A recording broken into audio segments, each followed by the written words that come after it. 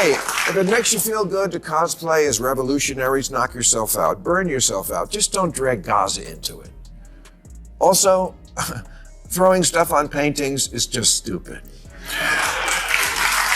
Bill Maher recently blasted the woke mob for tearing down America while pushing their own self-centered agendas. This crowd never misses a chance to criticize the country, yet they lack the courage to actually leave. Maher called out that hypocrisy with sharp wit and ruthless humor, delivering cutting critiques that had his audience laughing while exposing just how hollow their outrage really is. Someone needs to tell the people who block traffic in the name of a cause, no one likes you.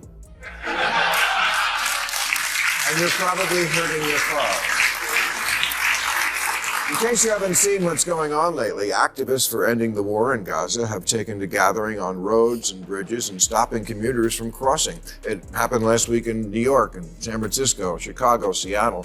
They also blocked traffic here on the 405, but no one... Maher kicked things off by ripping into the woke mob that believes it has the moral authority to block roads simply because others disagree with them. The idea is ridiculous. Random activists holding entire cities hostage over issues that often have little, if anything, to do with America. And even when they do, why should everyday commuters, parents, workers, and students pay the price for choices made by politicians in Washington? It's cowardly, it's hypocritical, and it's nothing but theater. Maher tore through that double standard with raw, unapologetic humor, and the crowd knew he was absolutely right. What they did notice was this, that you have to be pretty dumb to think that the way to bring people around to your point of view is to make them late to pick up their kids from daycare.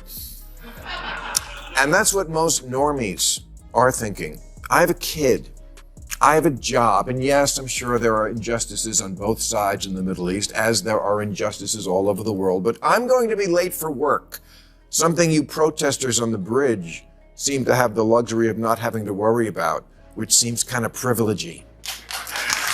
Maher followed up with a hard truth the woke mob refuses to acknowledge. Everyday Americans are too focused on keeping their own lives together to obsess over the latest global cause trending online. People are balancing work, bills, kids, and endless responsibilities, thinking about gas in the tank and food on the table, not parading through the streets. That's what makes these protests so absurd. The very roads being blocked are the ones ordinary folks rely on to get to work, school, or the doctor. Maher's point landed with force. Punishing people just trying to live their lives isn't activism. Glue your hands to the street because your hands don't have to do any work today. I'm not saying there aren't sincere passions about Gaza, especially among people from the region, but social justice warriors, for a lot of them it seems like it's more about the warrioring than about whatever the cause is. If you really cared about apartheid so much, which Israel does not actually practice, Arabs there vote, they serve in parliament, they sit on the judiciary, wouldn't you start with this? With the hundreds of millions of women in the world who live under a true apartheid, a gender apartheid of the most brutal kind? I'll wait.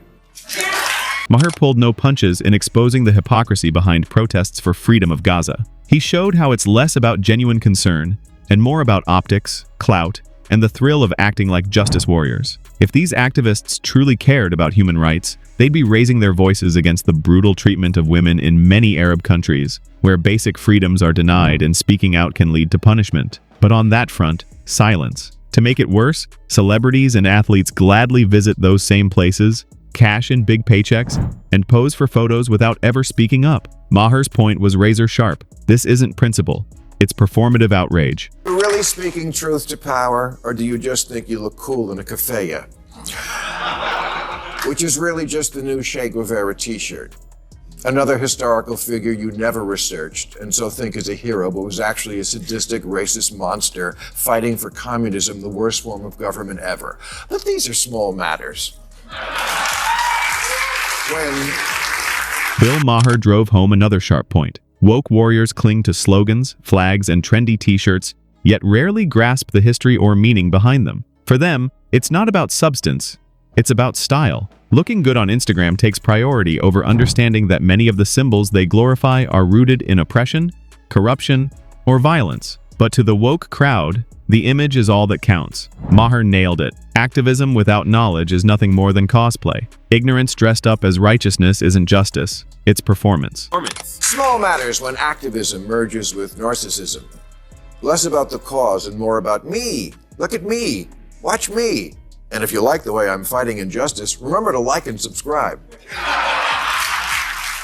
Maher's absolutely right. So many of these so-called activists are really just chasing attention, validation, and in some cases, a quick payday from social media. They rally behind figures, slogans, or symbols they barely understand. Not out of conviction, but for content. Protests turn into selfies. Marches into short clips designed to rack up views. It's about branding, not sacrifice. The cause is an afterthought. The spotlight is the goal. Maher stripped away the facade, showing this isn't activism at all. It's performance art for clout. In the end, it's not about change. It's about clicks, clout, and cash. In February, a sad, confused man even lit himself on fire in front of the Israeli embassy, and in his last Facebook post, he said, "Many of us like to ask ourselves, what would I do if I was alive during slavery?" Interesting cocktail question, sir, and I guess the right answer is kill myself. But it wouldn't have actually fixed the problem if General Ulysses S. Grant had immolated himself and his last words were, "Hey Lincoln, are you using that law?" Here, Maher highlighted the absurdity of the woke mob's favorite stunts. Acts that look bold on camera but achieve nothing. We've all seen it. Self-immolation, flag burnings, effigies set on fire. They're designed to shock and go viral.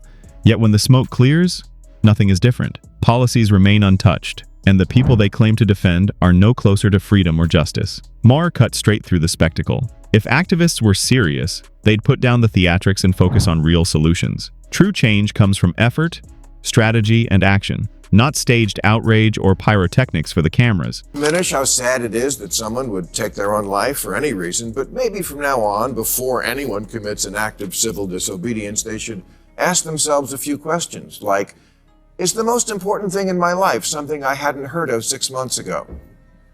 Do I even know?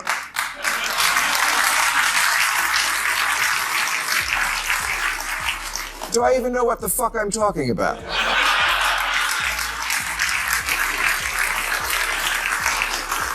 Am I really here for the cause, or is the cause here to bring you me? I've come across plenty of protesters who seem to know shockingly little about the very causes they claim to fight for. One moment that sticks with me was a protester boldly declaring that anyone could just pick a gender as casually as changing outfits. When asked to explain, they quickly unraveled, offering nothing but recycled slogans. It was clear their drive wasn't conviction, but the pressure to follow whatever narrative was trendy in their circle. And that's the real issue. Too much activism today is fueled by peer approval and virtue signaling, not genuine knowledge. Maher's critique hit the mark. Activism without understanding isn't courage, it's theater, and sooner or later it crumbles under its own ignorance. If it makes you feel good to cosplay as revolutionaries, knock yourself out, burn yourself out, just don't drag Gaza into it. Also, throwing stuff on paintings is just stupid. It's both astonishing and unsettling how far these so-called woke warriors will go just to grab attention, shouting in the streets, gluing themselves to highways, even going after priceless works of art. Yet most of them couldn't hold a real conversation about the very causes they claim to support. It's theater, not substance. Sometimes I can't help but wonder what it would look like if art lovers turned the tables and protested against those who vandalize centuries-old masterpieces, treasures that are part of humanity's shared heritage. Seeing them destroyed for clout is infuriating. Maher captured it perfectly. This chaos isn't about creating change. It's about chasing attention. And the real harm isn't political. It's cultural. If it makes you feel good to cosplay as revolutionaries, knock yourself out, burn yourself out, just don't drag Gaza into it. Also, throwing stuff on paintings is just stupid. At the end of the day, Maher's takedown of the woke mob wasn't just comedy, it was truth sharpened by humor, exposing a movement fueled by theatrics instead of substance. From blocking roads and burning effigies to parading symbols they barely understand, these activists chase optics, not real outcomes. They shout about justice but go silent on deeper truths when speaking up might cost them popularity. Protests become stages, slogans turn into hashtags, and sacrifice is reduced to social media content. Meanwhile, everyday Americans simply want to live their lives, raise families, and get to work on the very roads these so-called warriors shut down. Maher's message is undeniable. Real change comes from knowledge, responsibility, and genuine effort. not vanity or performance art. Anything less isn't activism, it's arrogance. And the woke mob proves that point time and time again. That wraps up today's video. If you enjoyed it, don't forget to hit the like button and subscribe for more content like this. Thanks for watching, and I'll see you in the next one.